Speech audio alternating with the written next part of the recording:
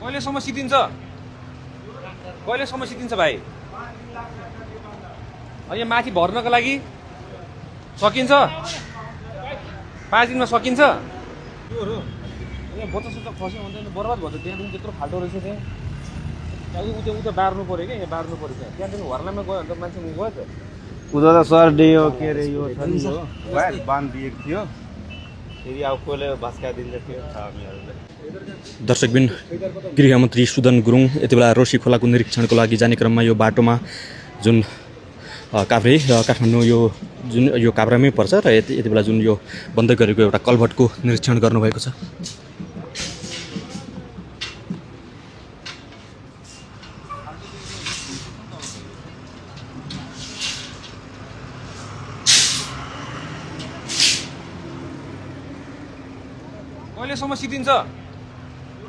कहिलेसम्म सिद्धिन्छ भाइ? यहाँ माथि भर्नको लागि सकिन्छ? 5 दिनमा सकिन्छ?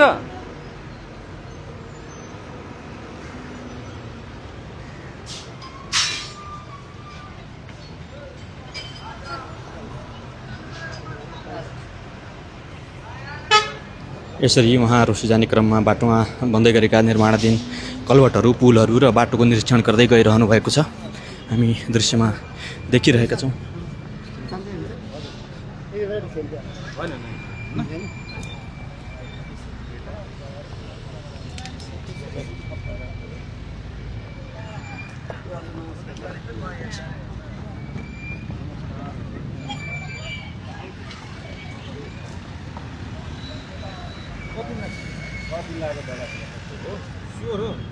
यहाँ बच्चा सच्चा खस्यो भने त बर्बाद भयो त। त्यहाँदेखि त्यत्रो फाल्टो रहेछ त्यहाँ उता बार्नु पऱ्यो क्या, यहाँ बार्नु पऱ्यो त्यहाँदेखि हर्लामा गयो भने त मान्छे गयो त। उता त सर यो के अरे यो छ नि यो बाँधिएको थियो, फेरि अब कसले भस्काइदिन्छ थियो। यहाँ यो गर्दाखेरि चाहिँ काम गर्दाखेरि हजुर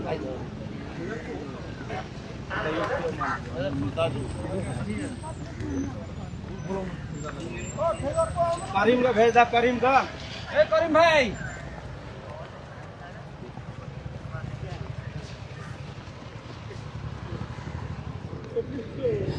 यो काभ्रेपलाञ्चोक रोशी जाने क्रममा बाटोमा परेका निर्माणाधीन यी संरचनाहरूको अनुगमन गरिरहनु भएको छ।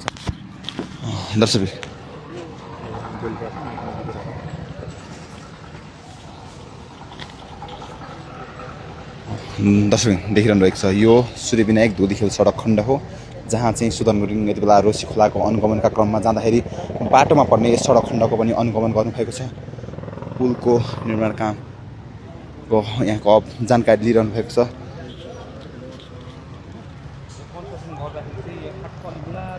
बार्ने कि यसो जस्ताहरू छ नि हाम्रो होइन, जस्ताहरू त बार्नु पऱ्यो कि, नत्र यता यसो गरेर गार्लामा पारेर एकजना मान्छेको त रडै रड्छ मुनि होइन, मान्छे जान्छ यो म यता लगाएको हो त्यो उतापट्टि नि बार लाउनु पऱ्यो, मान्छे यताबाट फस्छ क्या। यसरी गऱ्यो भने राति झुकेर यताउति गऱ्यो भने खस्यो भने भइहाल्यो नि त्यो होइन। त्यही भएर यसमा चाहिँ बार्नु पऱ्यो ल है, उता बार्नु पऱ्यो त्यो उता पनि बार्नु पऱ्यो, त्यो मान्छे फस्छ। सेफ्टीहरू सबै अप्नाएर गर्नु पऱ्यो। हाम्रै मिस्त्रीहरू गयो भने के गर्नु, पनि जिम्मा लिन्छ होइन। त्यही भएर यो चाहिँ अलिकति उयो गरेर मात्र गर्ने है। 7 दिनपछि सिद्धिन्छ नि होइन, स्योर होइन हो। ल अनि त्यसो गर्ने हो। अनि त्यसपछि अनि 6 दिनमा म आउँदाखेरि ढलान भइसक्छ है। हुन्छ ल ल त्यो बारिस नआएपछि म 6 दिनमा ढलान दिने हो। ल एकदम राम्रो, ल एकदम राम्रो। अनि यो पुर्दिनु ल, यो अलिक काम गर्दाखेरि एकदम सेफ्टीहरू अप्नाएर गर्नुपर्छ क्या। ल ल गरिदिनु है। दर्शक सुदन गुरुङ, गृहमन्त्री सुदन गुरुङ देखिरहनु भएको छ। उहाँ रोशीको अनुगमनका क्रममा जाने क्रममा जुन यो बिच सडक खण्डमा पर्ने यो धोलीखेल सूर्यविनायक सडक खण्ड छ त्यसको पनि अनुगमन गरिरहनु भएको छ। यहाँ काम गर्ने कामदारहरू अथवा यहाँ जसले काम गरिरहनु भएको छ उनीहरूलाई सेफ्टी युज गरेर मात्रै काम गर्नु होला भनेर उहाँले सुझावहरू पनि दिइरहनु भएको छ। देख्न सकिन्छ दर्शक, उहाँ यति बेला रोशी खोलाको अनुगमनका क्रममा गइरहनु भएको छ। यति बेला रोशी खोलातर्फ अघि बढिरहेको यो दृश्य तपाईँलाई हामी देखाइरहेका छौँ दर्शक।